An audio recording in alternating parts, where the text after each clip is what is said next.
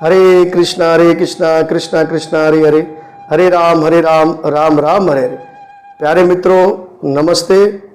और आप सब मेरे चैनल से जुड़े हुए हैं पंडित मुकेश कुमार यूट्यूब के माध्यम से। इससे पूर्व मैंने अपनी वीडियो के अंदर आपको भगवत गीता, रामायण, महाभारत, शिव पुराण के जो सवाल और जवाब रखे थे और वो आप लोगों को बहुत पसंद आए और आपने मुझे ज़्यादा प्रेम किया और मुझे प्रेम दिया और मेरी वीडियो को आप लोगों ने ज़्यादा देखा। तो कृपा करके अब मैं जो है भगवान के दिव्य श्री विष्णु के 24 जो अवतार है वो है, उनमें से 10 मुख्य अवतार जो है वो आपके सामने रखूँगा। जो भगवान श्री विष्णु के 10 अवतार हुए हैं वो आपके सामने उसकी कथा रखूँगा कि कौन से समय कौन सा भगवान ने अवतार धारण किया, तो उसकी कथा हम सुनेंगे।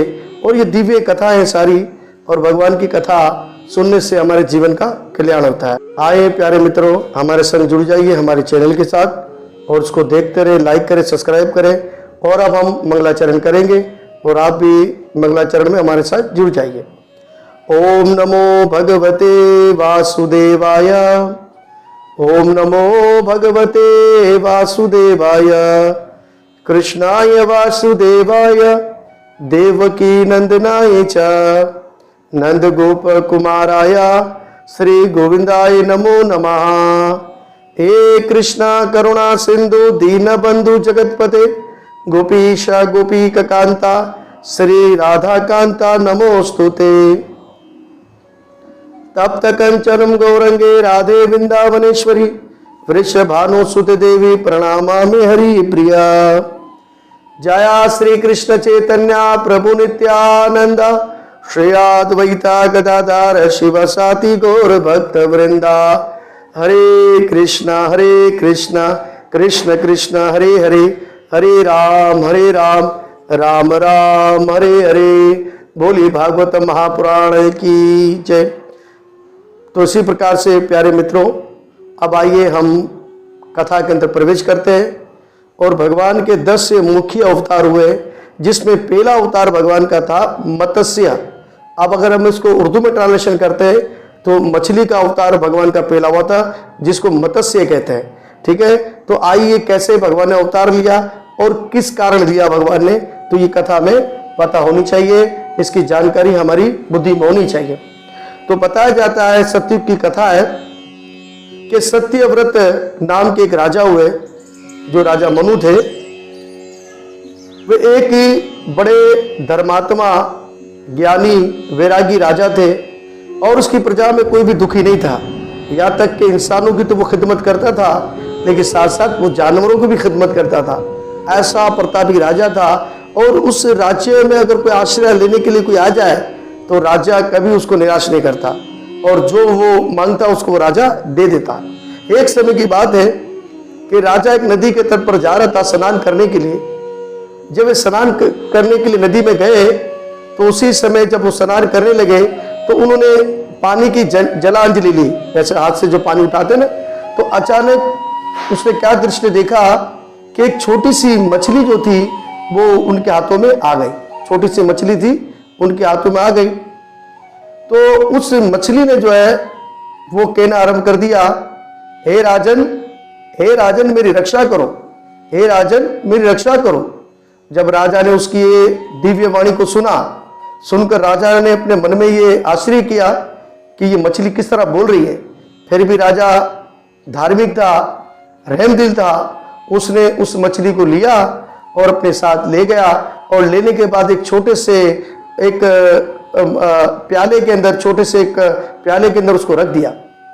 अब थोड़े समय के बाद क्या होता है कि उसी प्रकार से वो मछली जो थी दोबारा राजे से मुखातिब होती और कहती है, हे राजन आप मेरी रक्षा करो, ये प्याला मुझे छोटा पड़ रहा है। वो थोड़ी बढ़ने लगी। अब जब वो राजा ने देखा कि मच्छी तो थोड़ी बढ़ गई है, बड़ी हो चुकी है, तो उसको एक मटके के अंदर रख दिया। राजा ने लिया और एक मटके के अंदर रख दिया। जब मटके में रखा तो फिर राजा ने एक दृष्टि देखा, वो मछली बढ़ने लगी और राजा को कहती है, राजा मेरी रक्षा करो, मेरी रक्षा करो। तो राजा ये दृष्टि देखकर जो है वो विचित्र हो गया। फिर उसने क्या किया कि उसी मछली को लिया और एक छोटे से तालाब के अंदर उसको वहां रख दिया। अब जब तालाब के अंदर रखा तो फिर भगवान की लीला ऐसी है, फिर वो मछली ने कहा कि राजा ये तालाब मुझे छोटा पड़ रहा है, और उसका जो आकार था वो बढ़ने लगा, मछली का बढ़ने लगा। अब राजा ने ये देखा कि कोई आम मछली नहीं है, ये कुछ ना कुछ जो है इसमें कोई वजह हो सकती है। तो राजा गया उसके पास और देखा कि वो आकार में बड़ी हो चुकी है। तो उसी प्रकार से राजा ने उसको राजा से उसने कहा कि राजा आप मुझे जो है इस तालाब से निकाल दो, ये मुझे छोटा पड़ रहा है। अब राजा ने कहा आप क्या करें? बोला महासागर में मुझे छोड़ो, महासागर के अंदर मुझे छोड़ दो। अब राजा ने देखा और देखने के बाद देखा और देखकर उस मछली को लिया, और लेने के बाद राजा एक सागर, विशाल सागर के अंदर इस मछली को छोड़ने लगा। जब उसने छोड़ा वहां पर, फिर राजा ने देखा कि वो मछली जो बड़ी होने लगी, और राजा को कहा कि राजा तू मुझे यहाँ छोड़ के जा रहा है, और ये मगरमच्छ, बड़े बड़े मगरमच्छ यहाँ रहते हैं जो मुझे मार देंगे। तो राजा ने अब फौरन परमात्मा का ध्यान लगाया, भगवान विष्णु का ध्यान लगाया। जैसे ही भगवान का ध्यान लगाया तो उनको भगवान मत्स्य की लीला समझ में आने लगी, समझ में आने लगी। उसने कहा कि कोई ना कोई कारण जरूर है कि भगवान मुझसे कोई कार्य लेना चाहते हैं, आप भगवान मुझसे कुछ काम लेना चाहते हैं। तो राजा ने अपने मन में ये विचार उत्पन्न किया, और लीला समझने में उसको देर ना लगी। राजा ने हाथ जोड़कर प्रार्थना करने लगा, और मत्स्य भगवान ने अपने प्यारे भगत सत्यव्रत से कहा। उसी टाइम भगवान प्रकट हो गए, और मत्स्य भगवान ने उनसे कहा कि हे प्रिय व्रत, तू मेरा बहुत अच्छा भक्त है, और अब तू एक मेरी बात मान ले, एक मैं तुम्हें जो बात कह रहा हूं उसको ध्यान में रख। बोला आज से 7वें दिन महाप्रलय काल हो जाएगा, आज से 7वें दिन महाप्रलय काल हो जाएगा, और जल ही जल रहेगा पूरी ब्रह्मांड के अंदर, और तीनों लोग नष्ट हो जाएंगे, सब कुछ खत्म हो जाएगा, महाप्रलय हो जाएगा। इसी प्रकार से जल ही जल रहेगा और पानी ही पानी रहेगा। उस समय तुम्हें मैं आदेश देता हूं कि तुम उस समय एक मेरा कार्य करोगे। अब उसने कहा बोलिए भगवान क्या कार्य करना चाह रहे? और इसी प्रकार से उसने कहा कि 7वें दिन 3 लोग प्रलय महाकाल हो जाएंगे और डूबने लगेंगे। उसी समय मेरी कृपा से तुम्हारे पास एक बहुत बड़ी नाव आएगी, नाव कहते कश्ती को, नाव आएगी, तो तुम सभी जीव और पौधों और अनाज के कुछ बीजों को लेकर और सप्त ऋषियों को लेकर उस पर चढ़ जाना। यानी कि कई जीव जंतु है और बीज है, पौधे हैं, जो पौधे जिससे उगते हैं वो बीज है, वो सारी सामग्री लेकर तुम उस पर चढ़ जाना, और साथ साथ सप्त ऋषियों को भी साथ ले लेना और उनको भी यहाँ चढ़ा लेना और बिठा लेना उसको। और इसी प्रकार से जब महाप्रलय होगा तो फिर मैं मत्स्य अवतार लूंगा। कौन सा अवतार लूंगा? बोलो भगवान मत्स्य की जय। और जब नाव डगमगाने लगेगी तब मैं उसी रूप में, मत्स्य रूप में आकर तुम लोगों की रक्षा करूंगा। और भगवान राजा से ये बात कहकर भगवान अंतर ध्यान हो गए। फिर भगवान ने कहा कि मैं तुम्हारी नाव को पार लगा दूंगा, और मैं तुम्हें जो है किनारे पे लगाकर, फिर भगवान वहां पर भगवान की दया और ये लीला जब उनको पता लगी राजा सत्यव्रत को, तो वो भगवान की कृपा इच्छा कर कर और भगवान वहां पर गायब हो गए। अंत में वे समय आ पहुंचा। राजा सत्यव्रत को देखते ही देखते सारी पृथ्वी पानी में डूबने लगी। राजा ने भगवान की बात का सुमन करते हुए याद किया कि ये तो भगवान की बात थी, भगवान की वाणी है, और भगवान की वाणी कभी झूठी होती नहीं है, और भगवान की वाणी हमेशा सत्य होती है। इसलिए हमें चाहिए कि हमें हमेशा भगवान की बात, भगवान के बताए हुए मार्ग और जो शास्त्रों में लिखी हुई बात है उसको सच मानना चाहिए, उसको झूठ नहीं मानना चाहिए। इसलिए भगवान की लीलाएं, भगवान का आना ये अनंत है। अगर कोई इस रहस्य को समझ जाए तो उसका भी कल्याण होता है। तो इसी प्रकार से राजा ने भगवान की बात को सत्य माना और भगवान की कृपा मानी, और इसी प्रकार से वे पूरी जो पृथ्वी थी वो जल में डूबने लगी। भगवान की बात को याद करते हुए वे सप्त ऋषियों के साथ 7 नाव पर सवार हो गए, और सप्त ऋषियों की आज्ञा से राजा ने भगवान का ध्यान किया। फिर भगवान का ध्यान लगाया उन्होंने।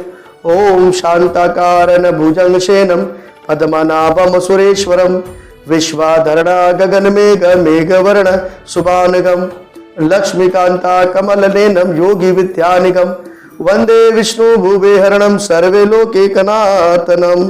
तो ध्यान लगाया। उसी समय महासागर में मत्स्य रूप में भगवान प्रकट हो गए और भगवान ने महाप्रलय के समुद्र में विहार करते हुए सत्यव्रत को ज्ञान और भक्ति का उपदेश भी दिया। उसी समय भगवान का जब उन्होंने दर्शन किया तो भगवान ने ज्ञान और भक्ति का उपदेश दिया।